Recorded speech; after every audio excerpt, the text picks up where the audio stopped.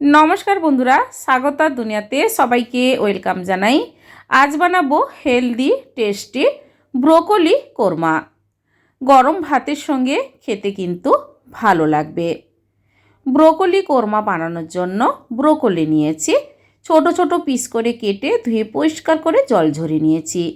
एबार गैस अन करे कड़ाई मध्ये बेश किछुटा परिमाण जल दिए ब्रोकली सेদ্ধ करते दिए दिलाम।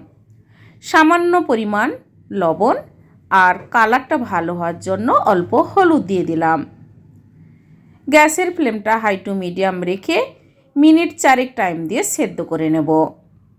बेशिक्षण टाइम दिए सेদ্ধ करे निले ब्रोकलिगुलो गले जाबे, ताई अल्पक्षण सेদ্ধ करे छेके तुले निलाम। एबार कड़ाई मध्य रिफाइन तेल दिए ब्रोकली अल्प भेजे नेब। लवण और हलुद दिए सेদ্ধ करे निয়েছিলাম, তাই এখানে लवण हलुद ছাড়া তেলের মধ্যে দিয়ে ভেজে তুলে নিলাম ব্রোকলি। এবার ওই কড়াইতে দিয়ে দিলাম 4 টেবিল স্পুন রিফাইন তেল, লবঙ্গ, দারচিনি, ছোট এলাচ, একটা শুকনো লঙ্কা আর গোটা জিরে দিয়ে তেলের সঙ্গে নাড়াচাড়া করে দিয়ে দেব কোচানো পেঁয়াজ। পেঁয়াজটা লাল করে ভেজে নেব। তারপর দিয়ে দেব বাকি মশলাগুলো।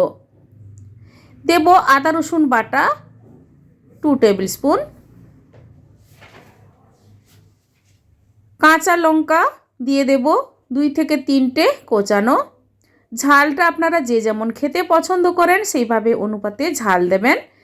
পেঁয়াজ আর কাঁচা লঙ্কা ভেজে নেওয়ার পর দিয়ে দিলাম জিরে গুঁড়ো 1 টেবিল স্পুন, ধনে গুঁড়ো 1 table spoon, Kashmiri red chilli powder 1/2 table spoon আর সামান্য পরিমাণ হলুদ গুঁড়ো দিয়ে দিলাম।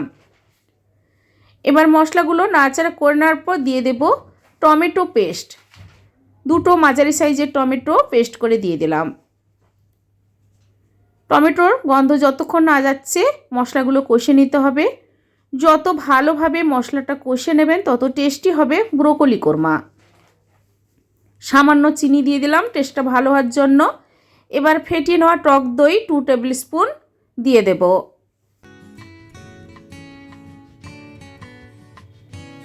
টক দই দেওয়ার পরেও আরও মিনিট 2 টাইম দিয়ে মশলাগুলো কষিয়ে নেব গ্যাসের ফ্লেমটা লো রেখে।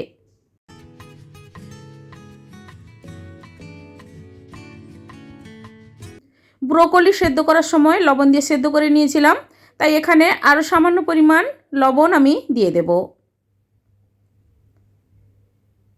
এবার আস্তে আস্তে করে মশলা থেকে যখন তেল বেরোতে শুরু করবে তারপর দিয়ে দেব ভেজে রাখা ব্রোকলি।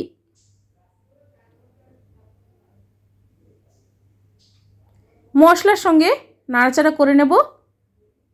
আপনারা চাইলে এখানে আলু ব্যবহার করতে পারেন, তবে আমি এখানে আলু ছাড়াই শুধুমাত্র ব্রোকলি কোরমা বানাচ্ছি।